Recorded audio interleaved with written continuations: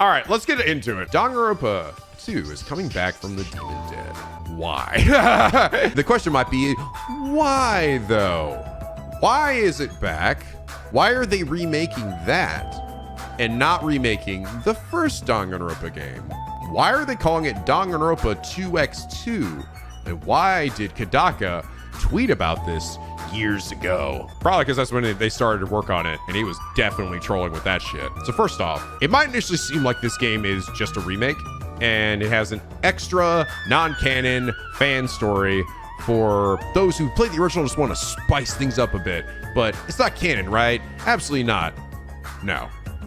I think that what they're doing here is literally what they did for Final Fantasy VII Remake, in that it is a game that is going to literally be a remake of the original game and also have a sequel. I think that this game is going to literally have Danganronpa 2 and also the original Danganronpa 2 and also be Danganronpa 4. And for those of you who are like, what fucking Danganronpa 4, bro? V3 was, yes, I mean, it probably would take place after the anime and probably before V3, more than likely. It could be after V3, who fucking knows, bro? But there's some interesting things that I think lend credence to this not just being a funny, like, fan game extra bonus. So let's talk a little bit about that. By the way, I'm gonna be spoiling the fuck out of all Danganronpas, including Danganronpa 2. If you haven't played any of those games, don't watch this. Okay, I'm gonna spoil everything because I have to in order to talk about why this exists. Okay, so if you haven't seen that and you don't want to be spoiled or whatever, exit's over there.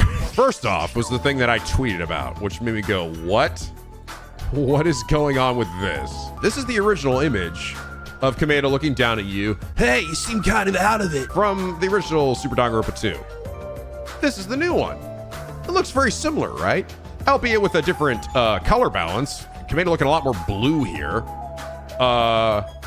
However, you might notice here, why is this shirt design different? And some people might be like, well, Nico, it's like, I mean, they probably just redid the scene, right? No, bro, this is the same fucking image. This isn't like Rui came back and redrew this scene. Like a lot of the models, a lot of the character art we're seeing in the game, right? Those are being redone, complete from scratch. But this is just, they just fucking took the same thing. They changed the color balance a little bit, but it is the same fucking image. However, his shirt is different. Why? And this is absolutely an indication that this is not the same Kameda. Something's different about Kameda this time. And I think this is going to play into probably what is the incurring incident that makes this new killing game different from the original. It's not like, no, Nico, look, it's just because the AI upskilled the original image and it made his shit. No, bro, they just took a different shirt. They redid it. It is a different design. And no, Kameda wasn't like, I just feel like wearing something a little different for the second go around, you know, just to spice things up a little bit. No, they're doing some shit, bro. Here's like, if I really want to interpret this on a deep level, if I want to be like, really like, why would these shirts be different? And why is this design like more straight and rigid? Stay with me here for a second. Crazy thought. If I'm gonna be like on a, like, trust me, they think about this shit, okay? Especially when design characters, especially the Japanese, they think about this all the time. To me, this design is a little more wild, right? It's a big brush design, like, yeah, someone angrily like splattered a thing and kind of flew it across here, right? While this one is rigid and more orderly. It is a solid line, no like chaotic brushness. I feel this Kameda down here, which by the way, it would be very interesting if in the Danganronpa 2 remake, right? The remake of that story of the original game, right? When they do the starting cinematic, is this shirt like this? And then this one is only in the 2x2 one, right? That'll be interesting, right?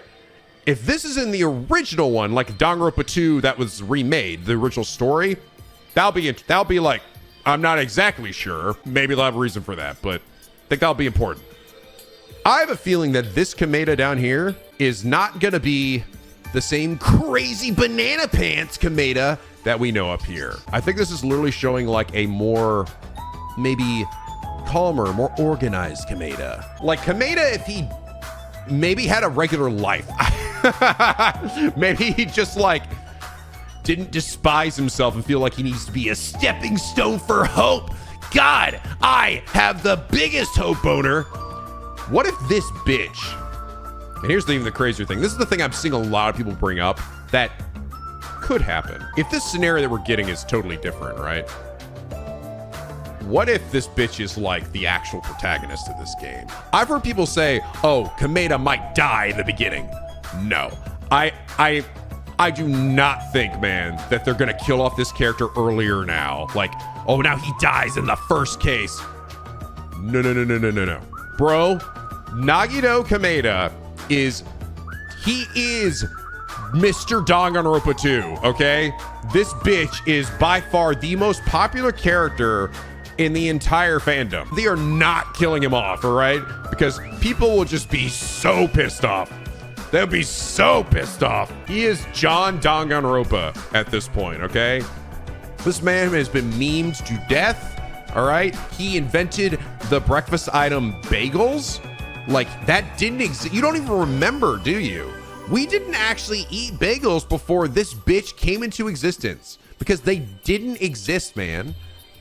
They didn't exist. He made that shit happen. He's done so much for society. But the idea that what if Hajime dies and then he gets replaced, sort of like a V3 situation. They could pull a Kaede Shuichi shit, okay? Where this bitch replaces Hajime and now we're inside Kameda's brain. I'm not totally against that. I'm like, that would be kind of cool, actually. I'm not gonna lie. Because here's the other thing you have to consider, right? And why, again, why have a scenario like this other than like, well, just a fun little Easter egg?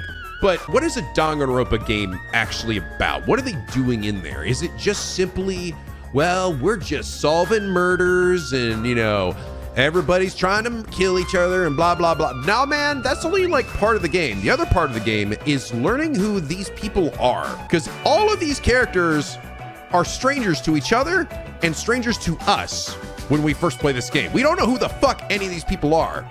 That's what makes the intrigue so interesting, right? Well, then what happens if you play a new scenario with the same characters? Well, I mean, one, it should go the same way. And two, it loses a lot of the mystery or the intrigue. Like, why would I care about this again when it's other than simply, hey, man, it's that favorite character. It's your favorite wild, kooky characters. Back again. Kazuichi's simping on Sonya. Nagito's over here fucking talking about hope and stuff. Hajime's being boring until he's not. You know, it's like, what? Like, okay, we already know all these characters. We know everything about these characters, especially if you played all of the free time events and did this extra shit.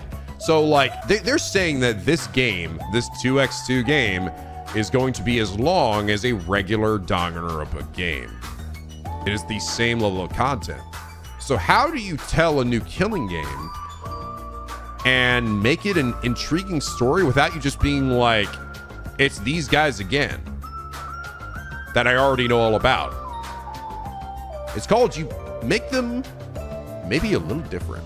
So I think there's a chance that Kameda might not be the only one who's different here. I think it might not just be him. I wouldn't be surprised if other characters are similar to who they were, but maybe aren't exactly the same. Because I think they probably would want people to feel a little bit like an uncanny, like, something's off here, right? Something's not quite right. Is that my Kazuichi Soda? He's not simping nearly as hard on Sonya. What if Sonya simps on Kazuichi? What if that should happen? What if Sayonji is not a raving bitch at every opportunity? What the fuck is going on here, bro? That would be weird, right? Huh? And you might be like, well, Nico, they wouldn't do that. They would not. They cannot possibly change the characters that we know and love. But motherfucker, that story and those characters still exist right here. And that game is going to be in this game. So it's not like they're gone. They're still there. So if you want those characters, just go play the original that's in this game. But the thing is, what they're doing here is that they're pulling the wool over our eyes in the same way that Remake put the wool over people's eyes, where they want you to feel that this is just a remake of a beloved classic. But then that leads people to ask, well, then why? Why the fuck would you remake this game and skip the first game? And that's where the big brain shit starts to come into play. Because honestly, this being remade is secondary to this. This is actually the highlight to this game. This is actually the reason to buy it, because the game really is secretly Danganronpa 4. The reason why they're doing it this way, though, is because they can't do that with Danganronpa 1. The secret is that Danganronpa 2, this whole game, is a fucking simulation. It's not real. In fact, the people that die in these games aren't really dead. They don't really die. The people in Danganronpa 1 are fucking dead. Every one of them is fucking dead. Welcome to the Neo World program. They even show at the end of Danganronpa 3 anime, yeah, every one of those bitches is fucking alive. So, you know, whatever. And in fact, when we see the trailer, we literally see at the start of this trailer. Look at the start of this trailer. Ready for a killer motherfucking summer?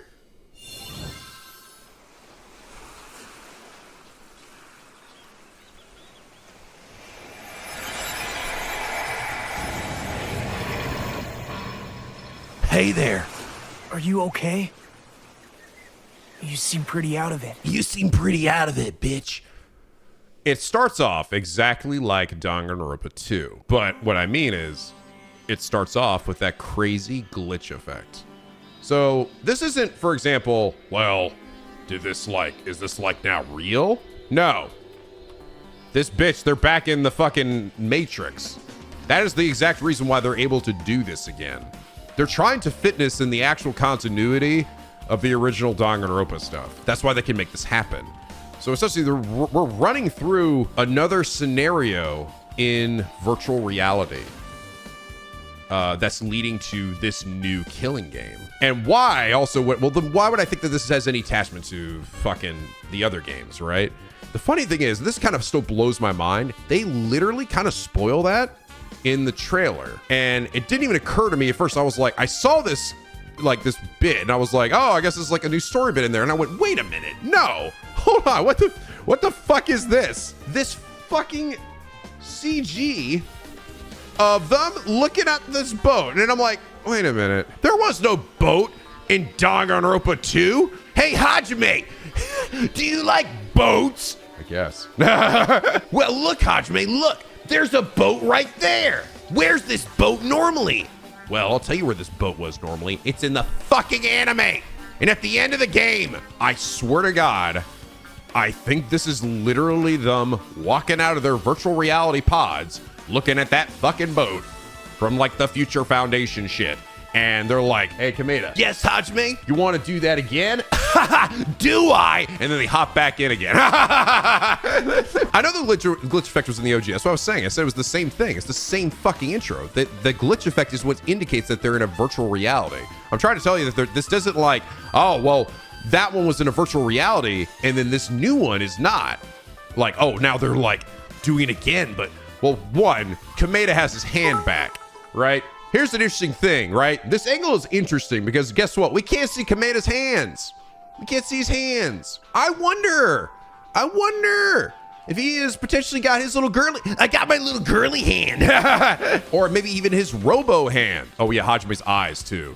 That's also an indicator, right? I imagined thinking about this, like what this mode actually could be and is, that the biggest mystery of it would be, why is this happening? Right? It's not necessarily, well, all right, who are we? Who are the characters, right? We already know that. We know that this thing that we are in, like, why was Danganronpa 2 a thing? Why were we there on this paradise island? Why did things go wrong? Why did we start killing each other? What was the big secret? The big secret is that every one of these characters were the ultimate despair. Izuru was the ultimate everything, and everybody was jacked up because Danganronpa 3 is a terrible anime. Everyone's all jacked up. So they need to get unjacked up. So they created this program where they stick them inside of virtual reality with the hopes that they can then overwrite the jacked up, fucked up, brainwashed versions of themselves and make them return them to who they were, right? That's the goal of it. It's to rehabilitate them, live a nice, epic, sweet school life. But damn it, Junko, the horrible Junko, Enoshima is back again to ruin everything. It's always her fault, right? She's back again, and she uploads a virus that fucks up the whole system and turns everything into a killing game. God damn it, stupid Junko, you stupid bitch. Why you gotta ruin all my Danganronpa bullshit? Why you gotta ruin all my free time events? So she gets in there, fucks it all up, right? And the mystery is eventually revealed that, oh yes, it was Junko all along again. She's invaded the system. This is the virtual reality. You are the ultimate despair, and this was meant to rehabilitate you, right? Everybody falls into their own despair. Hajime turns into a Super Saiyan. He goes, future! A bunch, and then they break out of the system, and then they basically go back to who they were, right? It does eventually unfuck the brainwash version of themselves. So we know that. We already know that.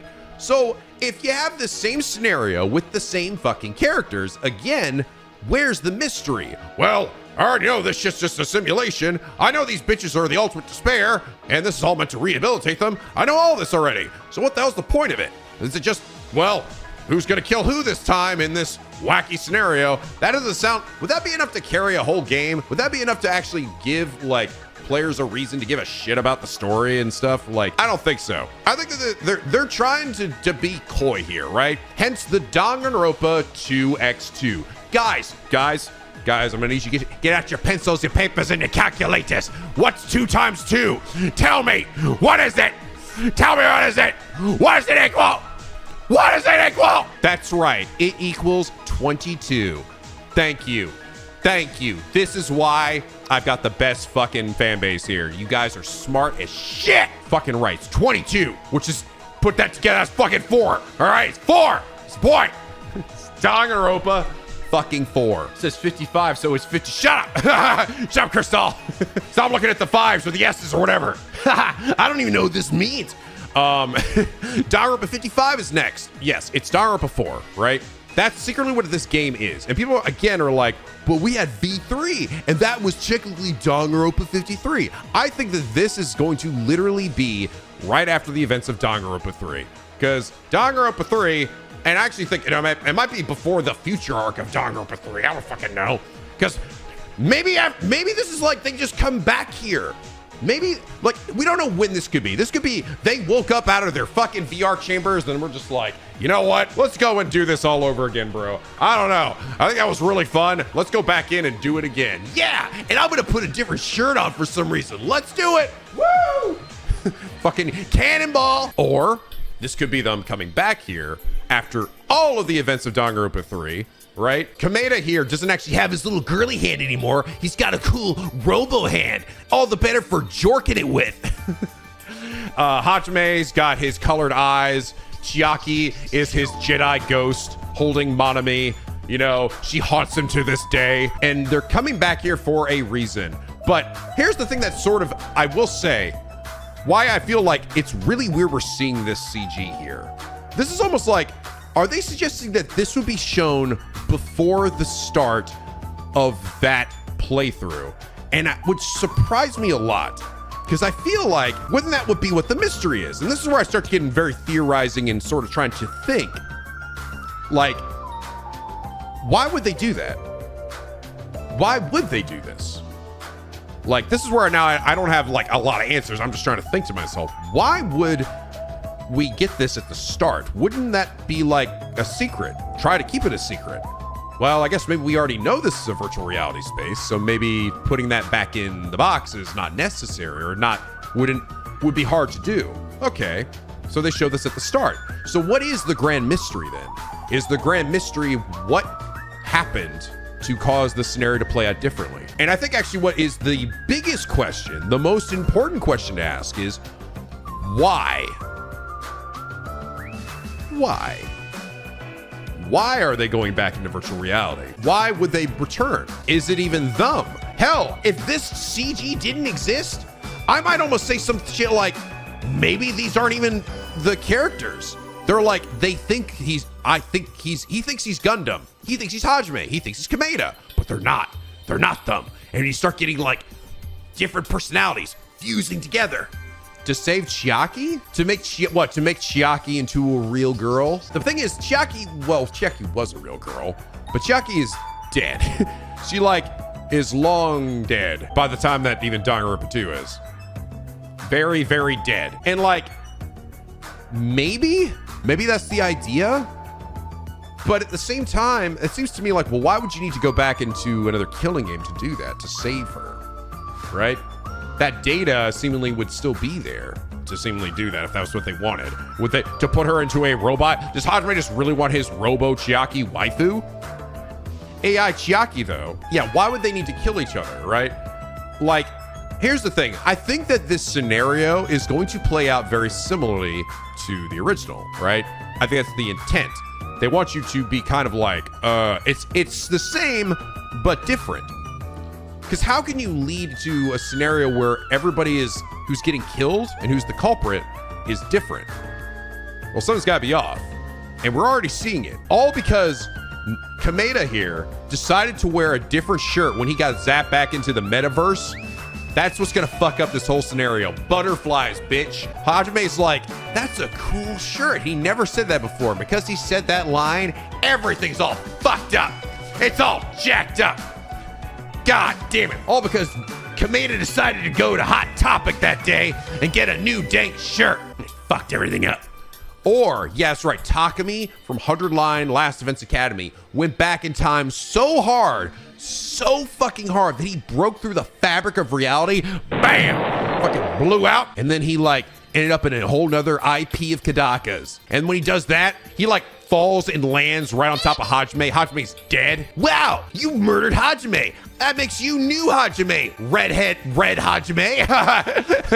Let's go have fun together. I like your sword. That's so cool. I can tell I'm not gonna like you. I tell I'm gonna love you. Come on, let's go do some gay stuff together. It's gonna be great. Red Hajime, do you like boats? So to me, this really is like this scene here. I almost feel like this is put in here for us, right? Because I'm sure they're being very particular about what they show here. To me, this seems like on the surface, like this is a massive spoiler for what this new mode is. But then I stop and think about it, and it's again, very much like an FF7 remake situation where only the people that know will know what this means. People in the know will actually know what this means. And similarly, it means if they're showing this here, this isn't actually the mystery of it. So what is the mystery? Is the mystery going to be what are they trying to accomplish by returning to a simulation? Is the mystery going to be what causes the simulation to go out of whack? Hell, why the fuck would they go back in the simulation and have a killing game again, right? Again, can you imagine the scenario of like, guys, all right, listen, I figured it out. I know what happened when Juko inserted a virus into the system. I got it, all right? I got Norton antivirus over here. That's just not happening again, bro. We're gonna be good. Okay, all right, you sure, Hajime? Because it really would suck if we went back in there and we all started killing each other. I mean, actually, what am I talking about? I love that shit. That'd lead to an even greater hope. No, put it back, Hajime, put it back in there. No, Kameda, I'm not doing that. All right, we're gonna be good little boys and girls and go in there and have our fan servicey random side scenario where we all just hang out and fuck around for like a bunch of days. Okay, fine. And they get back in there and it turns out, damn it, he forgot to update his Norton antivirus. Fuck. And Juko comes back again. The same way. It very much is like, that's the big question of like, how do they do this without it feeling like deja vu all over again? And boy, are we sure fucking stupid for not thinking this shit could happen twice in a row. Somehow Juko has returned. And that is the thing I'm like, I don't know. But this to me is the biggest indicator that this is not intended to be a fan servicey thing. This is occurring in the real world. This is real ass Hajime and real ass Kameda. And Kameda, I think depending on whether Kameda has a girly hand or a robot hand will indicate where in the timeline this takes place. If it's a girly hand, it's right after the end of Danganronpa 2. If it's a robot hand, it's right after the end of Danganronpa 3. And that's kind of important. Like, was there something they didn't show? Or was it like there was some other shit? So anyway, we just said this other thing that happened in the anime that we didn't even bring up is like, so remember when Hajime reached down and grabbed my girly hand and pulled me back up again? And then he was like, wait a minute, hold on, I forgot something. And he actually let go of me and I went blah, and I plopped right back into the pod again. And then he hopped in the pod and we just went and did it all over again. I think that's what's gonna be the biggest mystery here. I think that Kameda is gonna be different. But I actually think that everybody else might be a little different too. And why would they be different? I don't know. I don't know why they would go through this again. I have no idea why they'd go through the process of going through this fucking scenario. Even if it was them thinking, we got rid of the Junko virus. Oh shit, no we didn't. I almost feel to some extent, it might be them intentionally doing this in this scenario. They actually know they're getting into a killing game for another purpose. Because otherwise it'd be really stupid. Like, that seems really stupid that they would do that. Money, it's always money. Well, the interesting thing about this too is that this story is not actually being written by Kodaka. This game is being overseen by Kodaka. It's actually being written by somebody else. It's being supervised by Kodaka, and apparently Kodaka also he's helping with the trick ideas, which is I believe when they say tricks they mean like how do they kill people, right? What are the things that go into killing the other characters? But the actual scenario is being written by Yoishiro Koizumi.